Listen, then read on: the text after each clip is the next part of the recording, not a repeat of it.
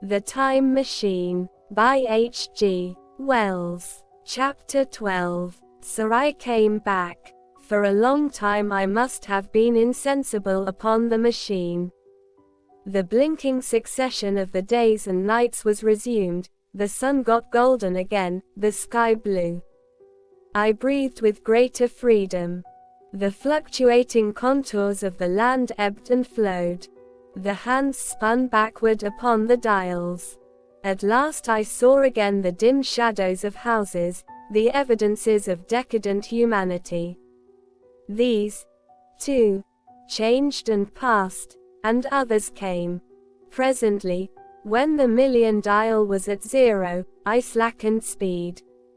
I began to recognize our own petty and familiar architecture. The thousands hand ran back to the starting point, the night and day flapped slower and slower.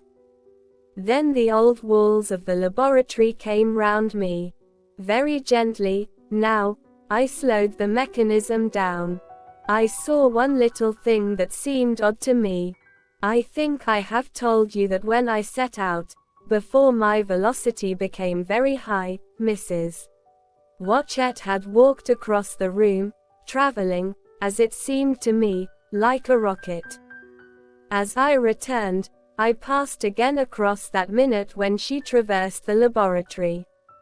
But now her every motion appeared to be the exact inversion of her previous ones. The door at the lower end opened, and she glided quietly up the laboratory, back foremost, and disappeared behind the door by which she had previously entered. Just before that I seemed to see Hillier for a moment, but he passed like a flash. Then I stopped the machine, and saw about me again the old familiar laboratory, my tools, my appliances just as I had left them. I got off the thing very shaky, and sat down upon my bench. For several minutes I trembled violently. Then I became calmer. Around me was my old workshop again, exactly as it had been. I might have slept there, and the whole thing have been a dream. And yet, not exactly. The thing had started from the southeast corner of the laboratory. It had come to rest again in the northwest, against the wall where you saw it. That gives you the exact distance from my little lawn to the pedestal of the White Sphinx, into which the Morlocks had carried my machine. For a time my brain went stagnant. Presently I got up and came through the passage here, limping, because my heel was still painful, and feeling sorely begrimed. I saw the Pall Mall Gazette on the table by the door. I found the date was indeed today, and looking at the timepiece, saw the hour was almost 8 o'clock. I heard your voices and the clatter of plates. I hesitated, I felt so sick and weak. Then I sniffed good wholesome meat, and opened the door on you. You know the rest. I washed, and dined, and now I am telling you the story. I know, he said, after a pause, that all this will be absolutely incredible to you. To me the one incredible thing is that I am here tonight in this old familiar room looking into your friendly faces and telling you these strange adventures. He looked at the medical man. No, I cannot expect you to believe it. Take it as a lie, or a prophecy. Say I dreamed it in the workshop. Consider I have been speculating upon the destinies of our race until I have hatched this fiction. Treat my assertion of its truth as a mere stroke of art to enhance its interest. And taking it as a story, what do you think of it? He took up his pipe, and began, in his old accustomed manner, to tap with it nervously upon the bars of the grate. There was a momentary stillness. Then chairs began to creak and shoes to scrape upon the carpet. I took my eyes off the time traveler's face, and looked round at his audience.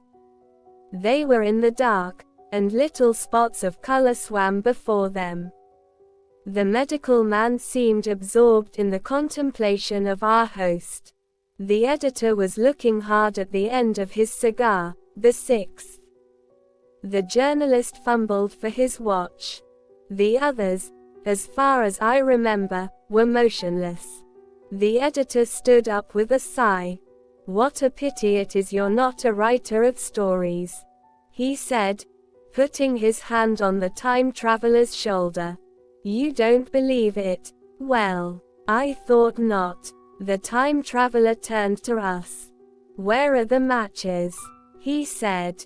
He lit one and spoke over his pipe, puffing. To tell you the truth, I hardly believe it myself. And yet, his eye fell with a mute inquiry upon the withered white flowers upon the little table. Then he turned over the hand holding his pipe, and I saw he was looking at some half-healed scars on his knuckles. The medical man rose, came to the lamp, and examined the flowers. "The gynaeceum's odd," he said.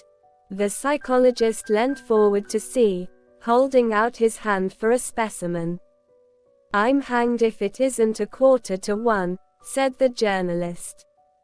"How shall we get home?" "Plenty of cabs at the station," said the psychologist. "It's a curious thing," said the medical man, "but I certainly don't know the natural order of these flowers." "May I have them?" The time traveler hesitated. Then suddenly, "Certainly not." "Where did you really get them?" said the medical man. The time traveler put his hand to his head. He spoke like one who was trying to keep hold of an idea that eluded him. "They were put into my pocket by Wiener, when I traveled into time." He stared round the room. "I'm damned if it isn't all going. This room and you and the atmosphere of every day is too much for my memory. Did I ever make a time machine, or a model of a time machine? Or is it all only a dream? They say life is a dream, a precious poor dream at times, but I can't stand another that won't fit. It's madness. And where did the dream come from? I must look at that machine. If there is one." He caught up the lamp swiftly, and carried it, flaring red, through the door into the corridor. We followed him. There in the flickering light of the lamp was the machine sure enough, squat, ugly, and askew, a thing of brass, ebony, ivory, and translucent glimmering quartz. Solid to the touch, for I put out my hand and felt the rail of it, and with brown spots and smears upon the ivory, and bits of grass and moss upon the lower parts, and one rail bent awry. The time traveler put the lamp down on the bench, and ran his hand along the damaged rail. "It's all right now," he said. "The story I told you was true. I'm sorry to have brought you out here in the cold." He took up the lamp, and, in an absolute silence, we returned to the smoking room. He came into the hall with us and helped the editor on with his coat. The medical man looked into his face and, with a certain hesitation, told him he was suffering from overwork, at which he laughed hugely. I remember him standing in the open doorway, bawling good night. I shared a cab with the editor. He thought the tale a gaudy lie. For my own part, one was unable to come to a conclusion. The story was so fantastic and incredible, the telling so credible and sober. I lay awake most of the night thinking about it. I determined to go next day and see the time traveler again. I was told he was in the laboratory, and being on easy terms in the house, I went up to him. The laboratory, however, was empty. I stared for a minute at the time machine and put out my hand and touched the lever. At that the squat substantial-looking mass swayed like a bough shaken by the wind. Its instability startled me extremely, and I had a queer reminiscence of the childish days when I used to be forbidden to meddle. I came back through the corridor. The time traveler met me in the smoking room. He was coming from the house. He had a small camera under one arm and a knapsack under the other. He laughed when he saw me, and gave me an elbow to shake. "I'm frightfully busy," said he, "with that thing in there. But is it not some hoax?" I said, "Do you really travel through time?" "Really and truly I do." And he looked frankly into my eyes. He hesitated. His eye wandered about the room. "I only want half an hour," he said. "I know why you came, and it's awfully good of you. There's some magazines here. If you'll stop to lunch I'll prove you this time traveling up to the hilt, specimen and all. If you'll forgive my leaving you now." I consented, hardly comprehending then the full import of his words, and he nodded and went on down the corridor.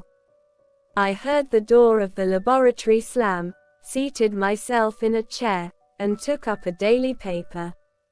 What was he going to do before lunchtime?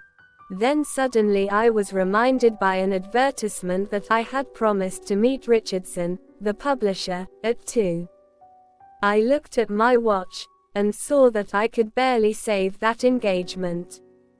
I got up and went down the passage to tell the time traveler. As I took hold of the handle of the door I heard an exclamation, oddly truncated at the end, and a click and a thud. A gust of air whirled round me as I opened the door, and from within came the sound of broken glass falling on the floor. The time traveler was not there. I seemed to see a ghostly, indistinct figure sitting in a whirling mass of black and brass for a moment, a figure so transparent that the bench behind with its sheets of drawings was absolutely distinct, but this phantasm vanished as I rubbed my eyes. The time machine had gone. Save for a subsiding stir of dust, the further end of the laboratory was empty. A pane of the skylight had, apparently, just been blown in.